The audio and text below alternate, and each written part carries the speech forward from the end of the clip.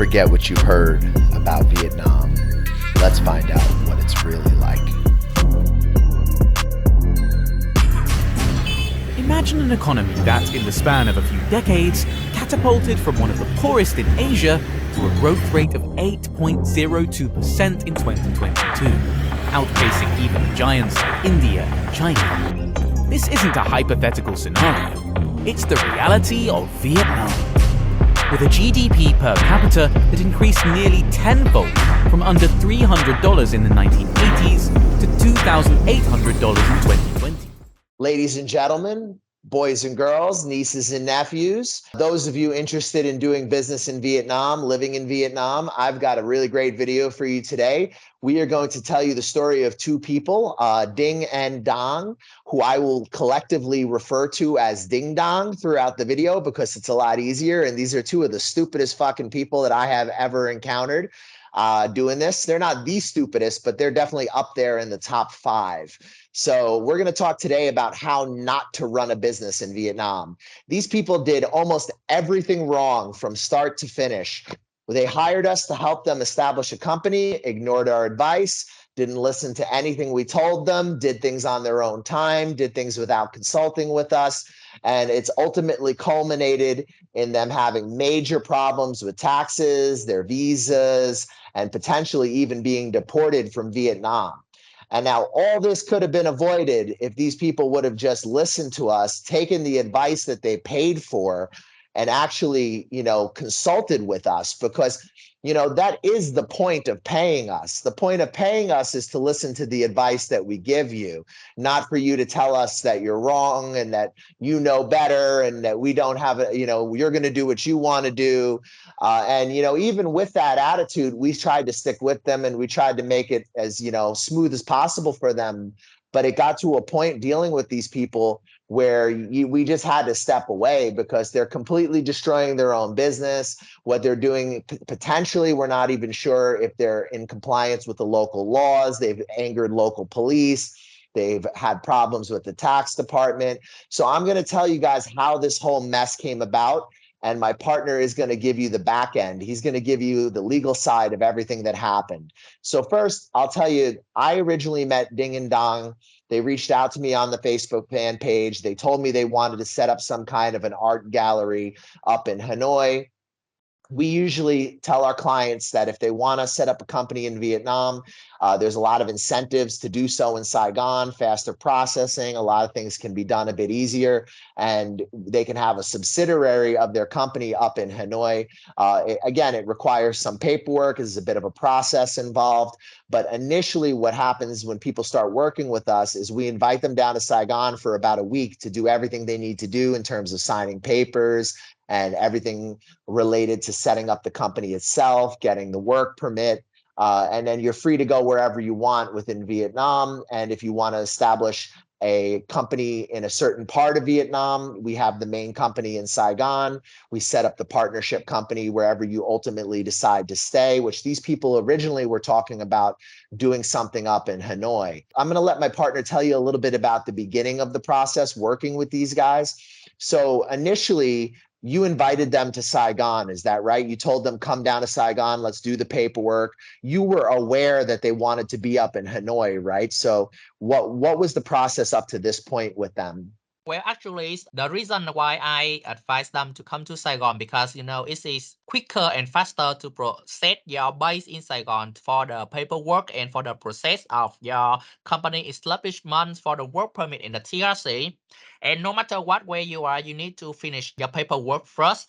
But for these people, they change their residence place 2 times, and even they travel around Vietnam. They learn how to do tourism, and finally they find a village far from the center of Da Nang city, around 1 hour driving to set their place. And but that village is very hard to to reach, and it's in a forest in the mountains regions, and during the working period, it's very hard to keep a good communication with them. Like sometimes they disappear for weeks and then reappear. And for some of the paper, we need urgent signature, but because of the far village, then it's very hard and challenge for the post system to reach reach them also. So it takes days for the mails to reach them, and then they sign and send back to us. So guys, not only did they not tell us that they were going to head over and buy some property an hour outside of Da Nang, they just showed up and they bought it. And they didn't consult with us. They didn't ask us to look into the property. They didn't make sure that the purchase involved the correct licensing. So now they're not in Hanoi, even though we were initially setting up to set them up with a subsidiary partner for their company in Hanoi. Now we need to reshuffle everything and start looking at how to try to do business in this small remote province outside of Da Nang. Now, I got to tell you guys, for those of you who have never been to Vietnam, small provinces can be like little kingdoms where everybody knows everybody. And if you're the only foreigner in town, you will stick out a lot. This is not going to be the easiest place to do business because the education levels are going to be very different than in the large capital cities like Saigon or in Hanoi. Provincial Vietnam is like a different world. It's like going back in time. Can you tell me a little bit about some of the issues with the guest house that they purchased? Well, the issue is that first of all, they just make a commercial transferring contract. But to operate the guest house, you need to meet some requirements, like you need to be the owner of the security certificate, which is not given to the foreigner without a TRC. You are applying for a TRC, but you want to operate a guest house that require a TRC. So it is like the you go backward the procedure.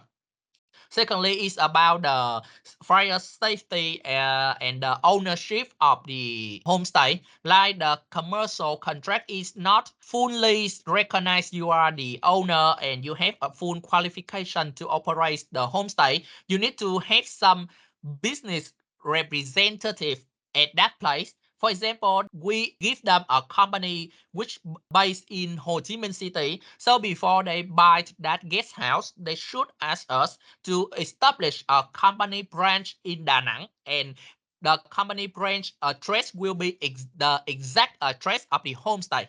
Like you need to have the commercial or business representative at the place where you are going to do business. And there was also issues with the zoning. So the guest house that they purchased is near to a military zone. Tell us a little bit about that situation. Well, Da Nang city is a very special place because the city is under the coverage of the military zones. So there are some places, if you want to do business, you need to check with the government first whether your business is suitable to operate there.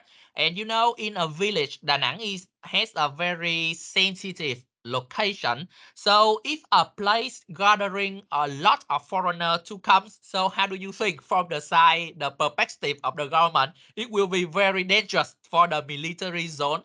So before you doing the homestay, like a local person could do it because they are Vietnamese. But now the new two foreigner come take over it and now bring more and more foreigner to come and stay. It's really how to say an issue with the government. So actually they were supposed to contact the government or to create a relationship with the neighborhood police and government first and say that hey, they are about to operate a homestay and they need to show the proof that they owe the homestay by the commercial contract and a company branch in Da Nang. But they did not ask us or get consultation from us to do so. They just themselves buy over it and think that they are qualified to become the new owner of the homestay. That is, this is not correct. And now, guys, these are the only foreigners in this province. Like you're not seeing other foreigners. These people stuck out like a sore thumb. One of them has tattoos on his face. The other one is from a sensitive nationality. And they stick out very much in that community. So naturally, the local authorities are going to come around and start checking. And they found foreigners that were not registered, foreigners that were staying at the guest house but didn't have their passports. So this raised some of the eyebrows of the local authorities. And around the holidays, for those of you though that don't know Vietnam, and it's not just Vietnam, it's all these countries in Southeast Asia, around the holiday time, the local authorities are going to come around and they're going to be looking for some, facilitation money, so to speak.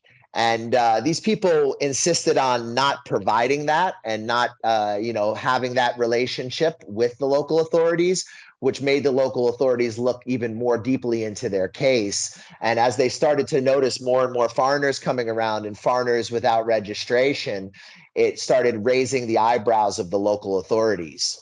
It is not only the foreigner, but also the local people like us. We need to create a good relationship and inform the local authority regarding your business. Actually, there's nothing to hide, but because the business is sensitive, so you need to ask like for a mutual approval from the authority first. So it is very important.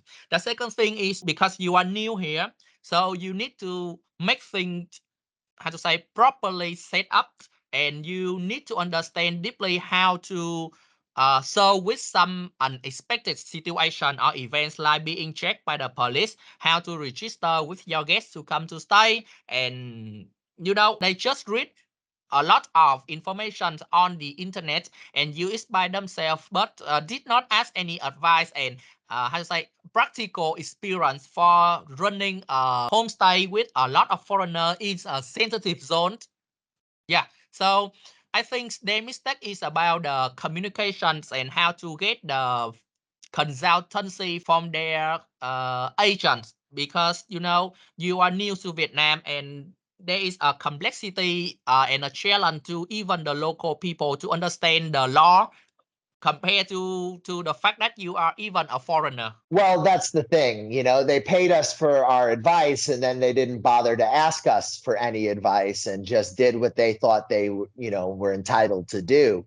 And they had even named the business. You said there was a sign that said in Vietnamese, it translated into something like crazy house. So the local authorities were looking at this place and they see this foreigner with a tattoo on his face and all these people who are not being registered. And this is again how naive these people are, guys. They met with the local authorities and they had some little conversation about Buddhism and, oh, they like us so much and they're so nice. And then 20 minutes later, they're calling my partner and talking about how if they don't have this, this, and this, they're going to be thrown out of the country. So just because someone's smiling to their face, they thought, oh, we're okay and it's nothing to worry about, when in reality, they were getting themselves into deep trouble. Yes, I think this is a good thing that the government officer or the police show a good attitude toward you in front of other people. Because you are foreigner, they know that you have an assistant, which is the Vietnamese. They will sometimes trying to make threat to that assistant, or to, how to say, they are strict and not strict, but they are strict and they require a lot of explanations, and they demand you to provide a lot of things. They gave you no time to provide those things. If I recall correctly, the officer told you needed to produce a document that would take at least 3 days in 24 hours. Yes, yes. It's that they trying to put you in rough situations, and it seems that they don't like you, so they create a challenge, like an impossible mission for you, and they know what you could not fulfill it with the deadline. But it is normal in Vietnam is that if you are under the inspections of the government and they think that you operate a homestay without paying any tax, paying any benefit to the province, then they really don't want you to be there. I mean, it makes a lot of sense to me. Now, these two geniuses went and hired themselves an assistant who was a Vietnamese person. The only problem was she spoke Vietnamese, but she didn't speak English. So their assistant was not able to correctly translate to them the information they needed. And they essentially looked at my partner, who was trying to warn them to get the company into compliance and saying that this is very serious and that the police in Da Nang clearly do not like you. They didn't believe us. And they thought, oh, this nice police officer who drank coffee with us, he likes us. Oh, you don't need to worry. And, the situation just continued to escalate because they just continued to not listen to our advice. Well, yes. And it is very hard to work with them because of the misunderstandings. And even that when we give them some advice, they just read the laws and how to say argue with us how to make implementation of that law. And it really takes time to just explain how to deal with that law and provide them with additional documentation explaining how to use that articles or clause in practice. And guys, this is the thing. These laws are conflated, the rules change all the time. You really need to work closely with us if you're going to do anything in Vietnam. You can't just have this attitude like, I'm going to do whatever I want, and then it's your responsibility to clean it up. You need to communicate with us so we can set the structure so that you don't have these problems. And I think this is a clear understanding of where people just don't understand the culture in Vietnam. They don't realize the smiling police officer, as soon as he gets on the phone with someone Vietnamese, says, what the hell is these foreigners doing, and blah blah blah blah, right? A smile is not always a smile in Vietnam, guys, and you need to understand that. Let's talk a little bit about one of the subjects that I know drives you crazy about this story, and I think it is particularly funny. So guys, I'll tell you, you're going to need to have an address in Vietnam in order to have a business, right? Now, I work with other people, not just my partner here. Not everybody includes a virtual address as part of the service, but my partner here does. So if you set up a company with him, he will include a virtual address as part of the service, because a lot of our clients who want to have long-term visas or have companies in Vietnam, they want anonymity around their address. So now these two geniuses, Ding and Dong, they got focused onto the fact that the virtual address was not their real address, which of course a virtual address is not going to be your real address. And they started assuming that this is why the police are giving them a hard time, when in reality, they moved to a small province with no foreigners adjacent to a military zone, opened up a guest house and had a bunch of unregistered foreigners coming in and out of the guest house, and were unwilling to facilitate with the local police in the way that the police were looking for. Firstly, you need to understand regarding the definition of virtual office and business office. And actually, the law allows you to register your company at one address, but for some of the business, you are allowed to do in another province. But again, you have to register your business in that province to actually run or operate it. So this is normal in Ho Chi Minh City because there's not a lot of office. So many enterprise corporations are small SME, small enterprise. They choose the way to use a virtual office to save the cost. Like they will not rent a big office. They just rent a virtual office to receive some of the documentations, the mailing, but they will work at another province like remote province to reduce the cost. So this is not against the law. But again, the issue is that they have a company based in Ho Chi Minh City, have a virtual office, everything is fine. But if they want to do their own business in another province, they should set up a company branch. And actually, setting up a company branch costs nothing. You just register with the government. Hey, I have a company based in Saigon, but Saigon is now nowhere for tourism. So I decide to choose Da Nang, which is an attractive tourism city to do my business. This is normal. But you need to work on the establish of a company branch, and you need to work closely and ask for advice and procedures or any expertise from your agent to do so. So again, they didn't bother to ask us any of this, and they just kept focusing on the reason they're having problems is that the virtual address is not their real address, when really we could have set them up with a branch in that province had they just communicated their intentions to do this. We could have also Yes. helped them with the property.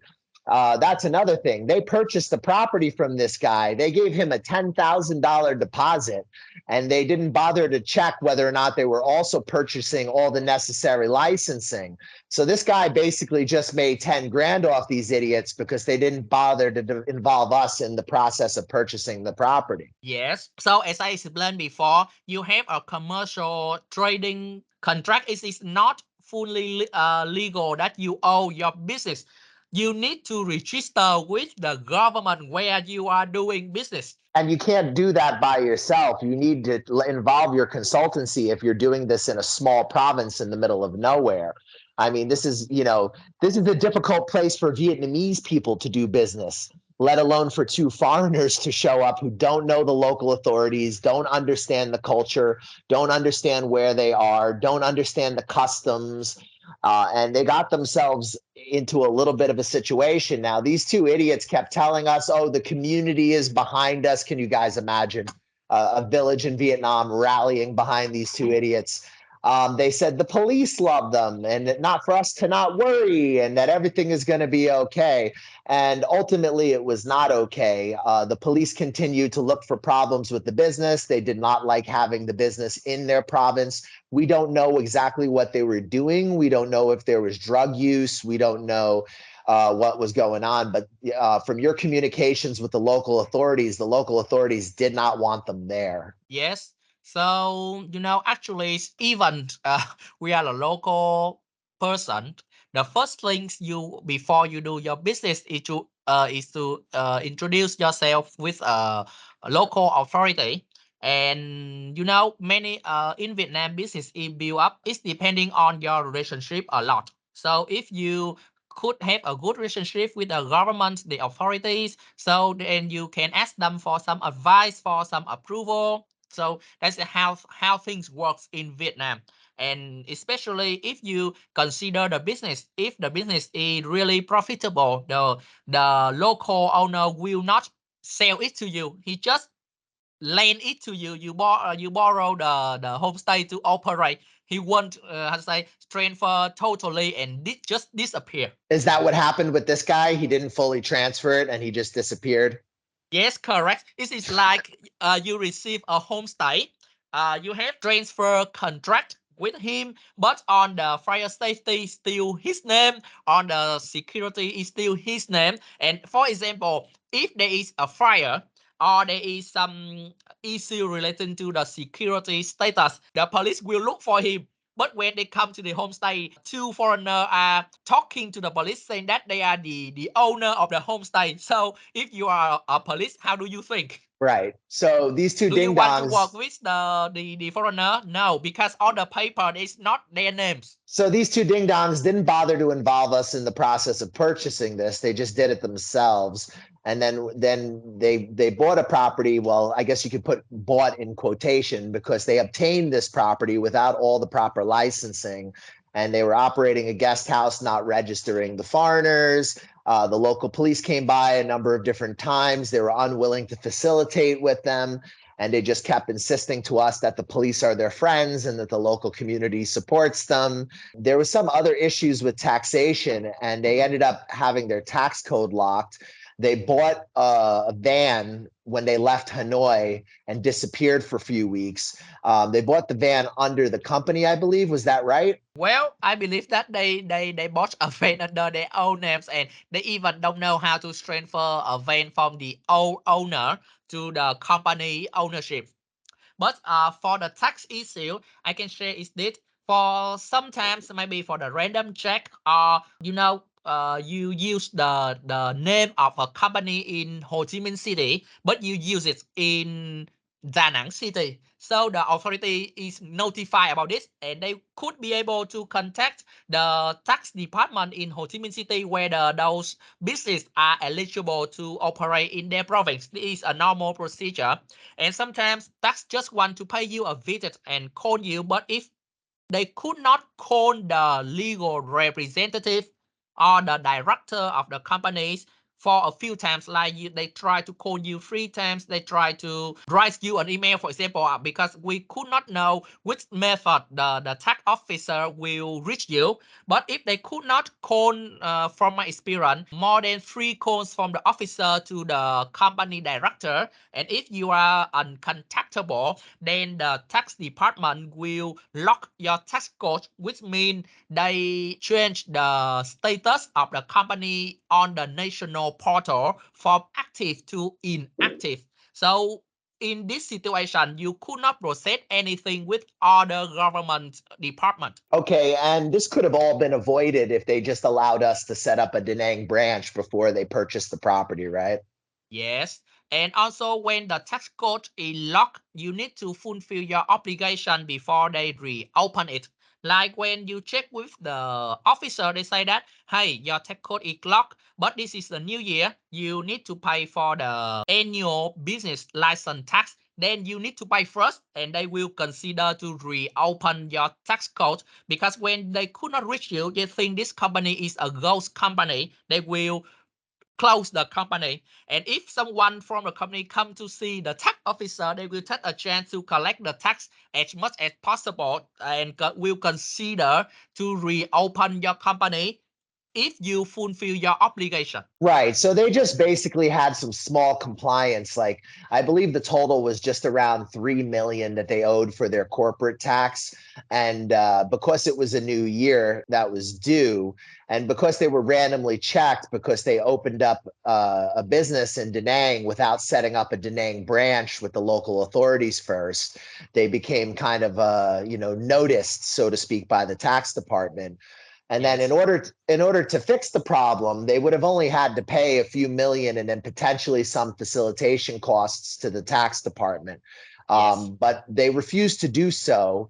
They insisted that they don't owe money to the tax department, and even after we showed them evidence, we showed them photos, we showed them their name in the national database, they started making claims that we never filed. So we showed them the quarterly reports in the national database. And this is when it started to become much more toxic.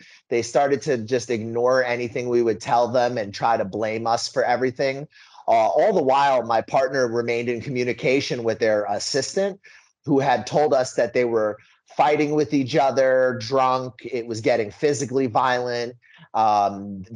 She also told us that despite what they say, the police don't like them. So tell us a little bit more about some of the stuff that was going on at this time. Well, back to your sayings. Firstly, the facilitation fee in this case, it is not used for to change things from the wrong thing to the correct things. Because of your fault, your company tax code is locked. And now to reopen the tax code, it is a long progress.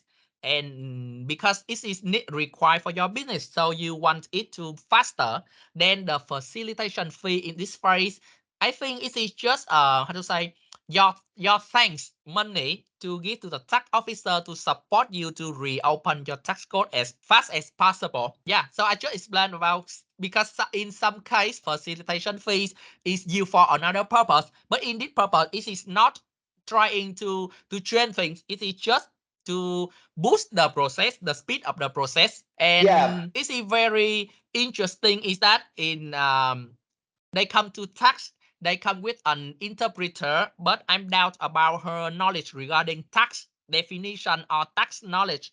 They work with a tax official could not speak English, and when they receive some information from the tax department, like the company has a tax debt around 48 millions, we show them the account on the national tax portal for them to self check, and we even double check there's no debt like that. But they say that, hey, tax officer told me that, and I require them to provide a paper, because working with us, there is no verbal announcement. It should be written announcement. But they refuse to follow our advice and just think that the companies is having a lot of tax debt, which lead to the tax code lock. So while this is all happening, we're talking to their assistant. She's telling us that they're getting into physical fights, that they're drunk all the time, that it's kind of like a circus over there. So there would be times where we would tell them, listen, guys, you need to pay this tax so we can unlock your tax code, because if a company has a closed tax code, we can't get you business visas. We can't go further with getting your work permit. The first thing that immigration is going to want to know is, why are you trying to get a business visa under a tax code that's closed? If a company's tax code is closed, the company is closed. So in order to do anything to get them further along with their work permit, with their business visa, they need to pay the amount of money they owe, and they need to pay a little bit of money to buffer it along a little quicker. Again, total hostility towards us. At this point, they're telling us that the reason why they're in trouble with taxes is because the wrong address is on the business. But really, the address that they're talking about is the free virtual address, which we include the virtual office with this specific service. And like I said before, guys, there's lots of other companies out there that do this type of company structuring in Vietnam that don't include virtual offices. So this is actually like a bonus service that we were doing for them. And they were looking at this and saying, this is why we're having all the problems. All the while, their assistant, who doesn't speak any English, is communicating to us that there's violence, there's drunkenness, there's insanity going on. So their tax situation compounds further. The police continue to come by. At this point, the police say to them, listen, you need to go to Saigon. You need to fix everything around your immigration issues, and you need to fix everything around your company's issues. And we don't want to see you back here until everything is settled. So they head over to Saigon, and maybe you can tell us a little bit about what happens from here. You would think, guys, that, if you were in this situation, the very first thing that you would do is either get with us, or if you don't trust us, get with the tax department yourself immediately. But they gallivanted around and bullshitted for almost 3-4 days. And we kept sending them messages over and over and over. If you don't believe what we're saying, go to the tax department yourself and check. And it took them almost 4 days of being in Saigon. Now, they said they found an interpreter because at this point, any advice we give them, they were ignoring, they were being abusive, they were refusing to listen to anything we told them. So we said, okay, fine, go get your own interpreter and go down to the tax department yourself. Now, you got to see, guys, I can't make this shit up, but the person they found to do their interpreting looks like a bar girl from Boy Vien. So essentially, they probably went down to Boy Vien, hung out at a bar, found a girl who talked English, and this is who they used for their taxes. Yes, if I were in their situation with a lot of issue happening, you need to find the key or the most priority issue to deal with. So everything is stuck because the tax code is locked. So the most important thing why you landed Saigon is you need to come to visit the tax, trying to do the investigation, the reason why they lock the tax code and pay all of your tax obligation. And if you come to the tax office, even that you have an interpreter, you need to repair some of the question to work with tax. And when you have some informations, even that they are in the crisis situation, but they should discuss with us what they heard from the tax office, and they should listen to our response, like they heard 1, 2, 3 from tax office, and please ask us to explain what is 1, 2, 3. But they don't even listen to us. Even we provide the proof, the record on the tax national portal from the law, they just say they heard verbally from the interpreter and the officer, and this is not how things work. Because to deal with a legal issue, you need based on legal and regulation, not based on verbal. And even the tax officer encourage them to abandon the current company and suggest them to to establish a new company in Da Nang, which meaning that all of the process, like the working permit process, the visa sponsor from the current company will be retrieved. It means that you will be overstay in Vietnam for a long time, because now you don't want to work with the company sponsor for your work permit and visa, where you are the legal rep but start a new company. Yeah, and this could have, again, all just been avoided, guys, if they would have actually just been in communication, or if they would have been able to be reached by the tax department and just settled whatever obligation they had quickly. They were in a position, and we were advising them to do whatever you can with the local authorities in terms of, buying yourself some time, pay off the debt for the tax department, and then process the work permit, the TRC. But because they refused to work with the local authorities and they refused to listen to our advice, they just kept getting themselves deeper and deeper and deeper into trouble. I've actually never really encountered a situation like this before. At this point, guys, I was already had a bad taste in my mouth with these people, because To be honest, the guy, he was having problems where the business wasn't profitable. After using our service for more than a year, he popped up and started demanding that he wants money back. And, he's just, seems like a very unstable guy. And his partner also seems very unstable. Despite them thinking that the entire community was going to rally around and support them, that never happened. Down in Saigon, we don't know what actually was said, because it's very possible that the tax authority didn't tell him any of this stuff, and that they're just making it up to try to seem like we did something wrong. So, guys, we're not new at this. My partner here has been opening companies for years, so we keep records of everything. So, they had made an allegation that we didn't do the quarterly reporting. So we showed them the name of their company. We have all those photos. We showed that every quarterly report was filed. We showed them on the internet portal, the national database for the company registration, that there was no 49 million that was owed by this company. When we initially bought the company, clean company, because it has to be, guys. Nowadays, it's not like you can just open up a shell company and get a long-term visa in Vietnam. If you're going to be sponsored by a company, and if you're going to acquire a company for the purposes of a work permit and a TRC, it needs to be a clean company. Otherwise, you'll never be approved for a work permit or a TRC under it. So we need to create a package that is likely for immigration to approve. So it's absolutely impossible that we would have acquired a company with a 49 million debt and then been able to get them a work permit approval. So guys, let me tell you a little bit about some of the things that happened to them that weren't their fault. One is that one of them has a difficult nationality, as we discussed, and the other one was that he didn't receive a stamp when he entered the country, which created a bit of a debacle as Vietnam was moving their system online, determining who would inevitably resolve this problem. But we were able to get them an approval for the work permit during this time. But in order for them to receive the work permit, they needed to fix all these little problems, and they needed to bring the company into compliance. If the company had a 49 million Vietnam dong debt, there's no way we would have got the work permit approved for them. And we showed them this. And it got to a point where the allegations that they were making, we would continue to show them either photographic evidence from the website, and nothing was good enough for them. They just kept insisting that it was our fault. And then when there was an important date, they would disappear. They would not reply. So guys, this is absolutely how not to run a company in Vietnam. You need to be engaged with whoever you're working with, whether that's us, whether that's someone else.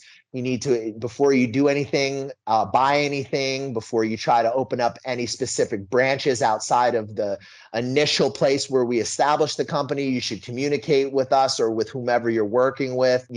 Sometimes the Vietnamese government can be very delayed, and it can take a long time for certain things to happen procedurally. So it's highly important that you're available immediately to sign papers or do things, because the sooner sometimes that we can push something into the motion, the sooner it actually can get done. Yes, I think it is a good working procedure is trying to communicate as much as possible with your consultants or your agents, because the agents could only give you some option, but the one who make a decision is you, and you need to have a good mind to receive the information, but select what is need to be informed or what is need to meet your requirement.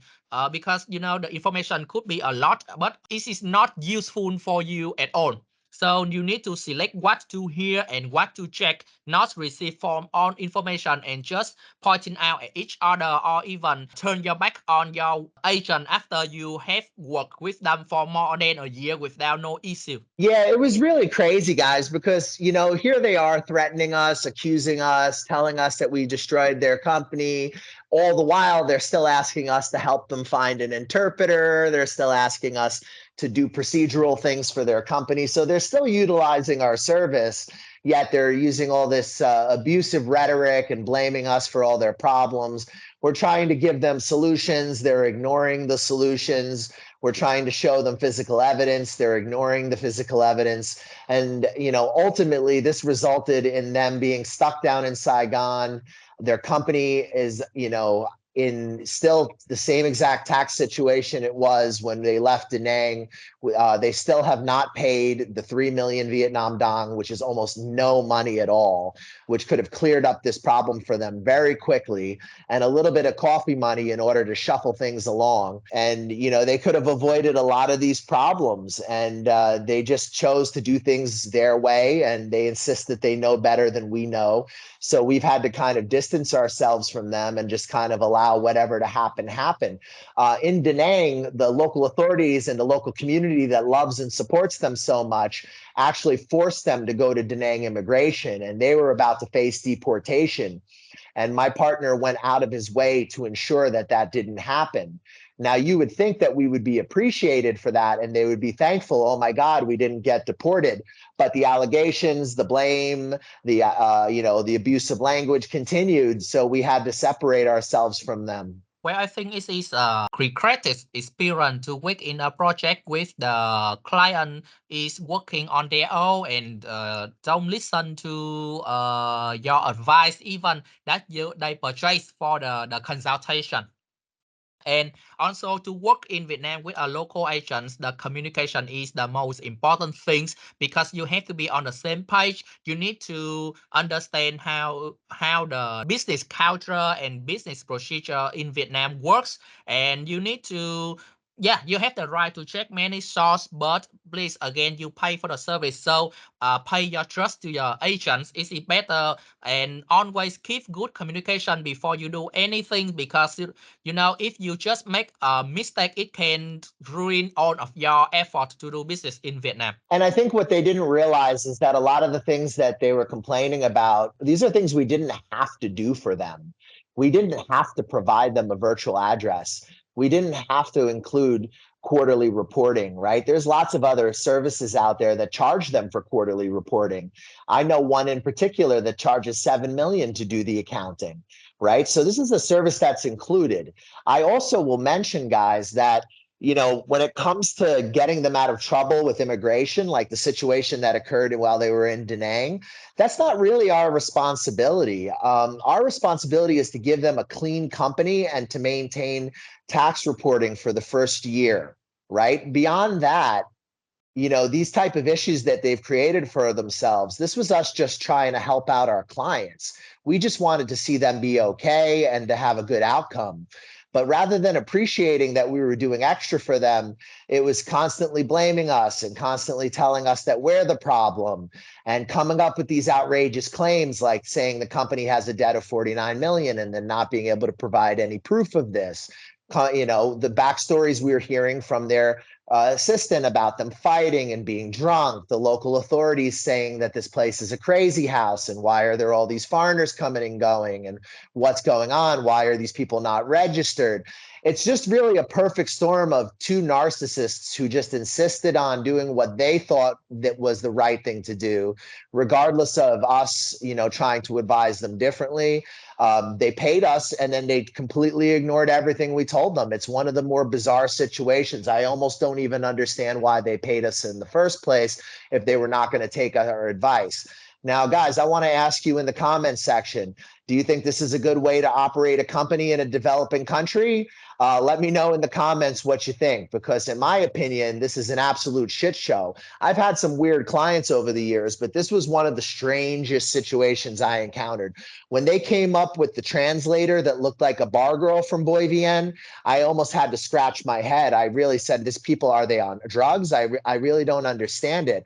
And I remember in one exchange with the guy, I said to him, you're the most irresponsible person that I've ever met. I don't understand how you say this is your dream business, but yet you're completely aloof and uninvolved in the management of the legal side of the business, which in many ways in a country like Vietnam is the most important part of the business. Well, yes, I have to admit that it's very hard to work with some clients, but they deny to adapt or understand the working cultures or even trying to look from both sides of an issue, or when you read a law, you need to check a lot of things, and you need to double check with even now your relationship with your agent is not good, but you need to hear from them and need to compare what you receive, like the information which is good and which is not good for you to proceed. And if you just only think you are good enough, and why did you need to purchase for our consultants? Yeah, what was the point of using us if you were not going to listen to anything we told you or involve us in any of the process and then try to blame everything on us? So I'm going to ask you, what do you think is going to be the ultimate outcome with these people, considering, we've been through this whole experience, and at this point, both of us are kind of washing our hands of this situation. What do you think is going to be the outcome for them? Well, actually, if they already have a company and it's fully legal, and it is just a simple task to reopen the company tax code and to finish the work. But now they don't believe, and they think it is an illegal company, and they proceed with their own option. So it's a very high possibility that they need to leave the country and start over again, but it will be another high expense for them to restart the things, because they need to fix an issue which is created by themselves. Yeah, and the thing, guys, is literally they could pay 3 million B&B and a little bit of coffee money, and then they'd be fine. We'd be able to finish their work permit. They'd be able to continue doing business. But now they're saying they're going to leave the country and start a new business. And, it's a little bit silly, because even now, with all the abuse and all the shit talk, we haven't done anything to them. We're still operating the company. Everything's being run the way it's supposed to be run. But because they won't pay their taxes, they're having all these problems. And I don't understand how them setting up a new company would change anything. If they have the same attitude and the same behavior, they're just going to get themselves into more trouble. And guys, the Vietnamese do keep records of this. If you have a bad business profile in Vietnam, it can become increasingly difficult to do business. Well, I think it is depend on their decision, because as I say, if you are a business owner, you have to be smart enough to know which information you will accept and which information you will refuse, because to receive all of the information, it is beyond our abilities, and you need to pay trust, at least some trust or some appreciation for your agents, rather than just pointing out at them and just blame everything. But we have the business mutuals and business ethics, so I think discussions is better than just blaming and accusing. Yeah, and it doesn't make a lot of sense either, guys, because it got to a point. So normally, I care a lot about my clients. So for me, I'm always ready to hear if there's a complaint, if there's an issue with one of our Vietnamese partners. I need to know what's going on. But it got to a point where my partner here was literally showing them like physical evidence that I could see, that my wife could see. It was clear as day, and they were just refusing to believe what was right in front of their face. And that's when I said enough's enough, because it's just not productive at this point. Talking to these people isn't accomplishing anything. They're completely unreasonable. They would insist that there was these problems, but then they wouldn't provide any kind of evidence. And then we would show them physical evidence, and they would just completely ignore it. So I'm not sure whether they were using drugs or whether they were just insane and irresponsible, but there was clearly a lot going on with these people. And I think that they don't really have a full understanding of where they are, of how Vietnam operates. And sadly, they decided to use our service, but they never decided to really use our service. They paid us, and then they decided to kind of do what they thought was right. And then whenever there was a problem, they would just blame it on us. So guys, I'm here to do business. I'm here to help you, but I'm not your bitch. I'm here to provide you with a legitimate company, make sure you're okay. I do a lot of extras. My partner does a lot of extras. He did a lot of extras for these people. He helped them not be deported when they were brought into Da Nang immigration by the supposed police that loved them so much. And we didn't have to do that. We do a lot of extra, but we're not going to sit here. We're not going to be abused. We're not going to listen to somebody who's not providing any evidence, make accusations. If you have some proof that we did something wrong, well, please show it to us and we'll do our best to fix it. But I mean, just making claims and then, denying reality when we try to show you things, all it does is sour the relationship and it makes us not want to work with them anymore. So now, we sent them the company ERC, the tax stamp, they have all the documents, everything's legitimate, but we're refusing to continue to help them at this point because it's just toxic. And I don't think getting any further involved with these people, I don't think there's anything we could do or say that would improve anything, because I don't think that they're listening to anything that we say. And I don't think they've really listened to anything we say from the very beginning. They're making reckless decisions. The people who they've involved themselves with, their assistant, once again, they hired an assistant who doesn't speak English. The girl who was supposed to be their translator, her Zalo profile is like her in a bikini. This is a very unusual business practices when you're dealing with the tax department or things like this, to bring someone like that. Normally, if you were dealing with the tax department, you would bring, interpreter who has an understanding of tax law, things like this. So these people are making reckless decisions. They're ignoring our advice, and we've decided we need to wash our hands with them. But the reason why I brought you guys this story today is just to give you an example of how not to run a business in Vietnam.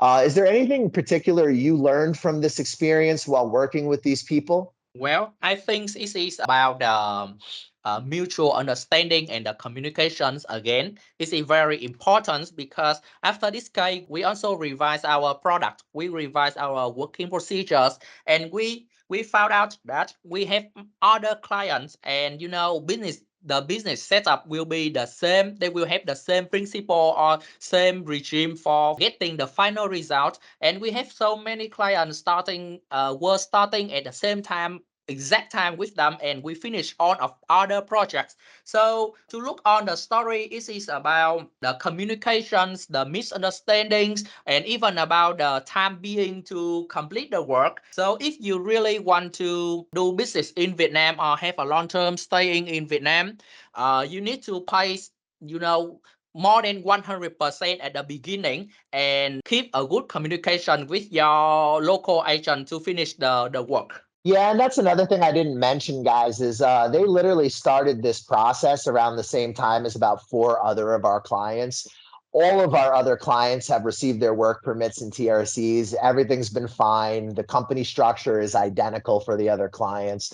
Nobody's had any issues aside from annoying delays with the Vietnamese government's bureaucracy. Everybody's come out okay on the other side, except for these people. And I think you can see from this story why that is. The other clients just, they followed our instruction. Not all of them live in Saigon. Some of them are in other provinces, but they decided to follow our advice and to listen to what we wanted them to do in order to protect them. And these guys didn't. And this is what ended up happening. And now I think they're at a point where they're near to deportation if they don't resolve their tax issue soon. And I'm still kind of scratching my head why they don't just pay the $3 million, since it's really not a lot of money. And they clearly have thousands of dollars invested in this project.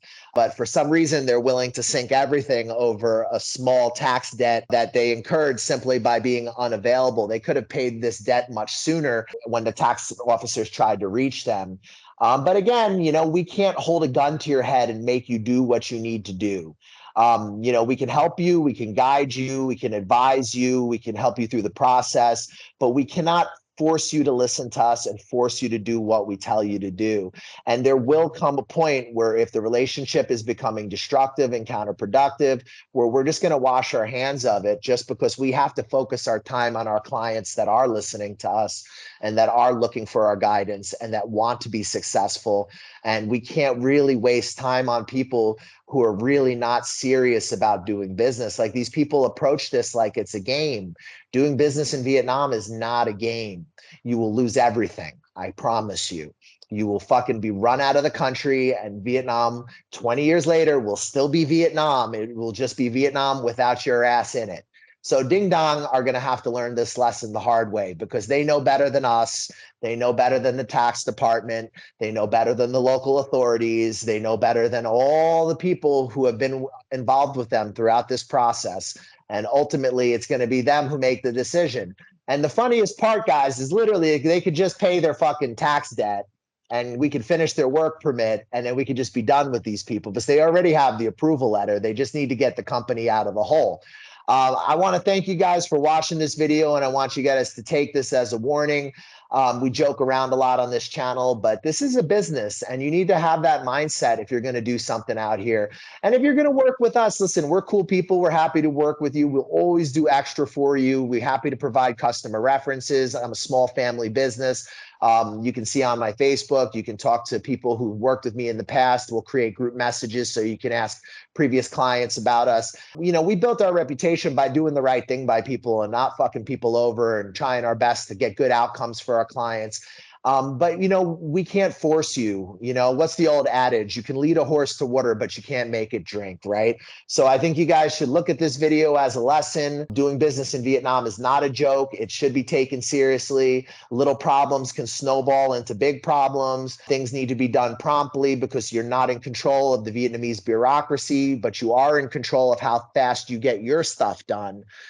So that's something important to remember. If you guys like this content, please smash the like button. Please share the video. I'm not going to say the name of the people involved. I'm not going to say anything about their company. Like I said, we're just going to call them ding dong because they're definitely not the sharpest tools in the shed. I don't want to disparage anybody. I'm not trying to slander anybody. I just want to let you guys know that these are situations that can happen.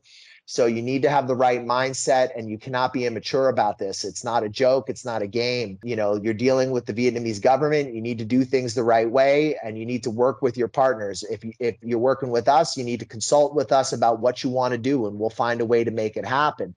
But you can't just do things and not involve us, because you know, our job is not to play cleanup for your mess. If you guys like this type of content, subscribe, share, please comment, ring the bell.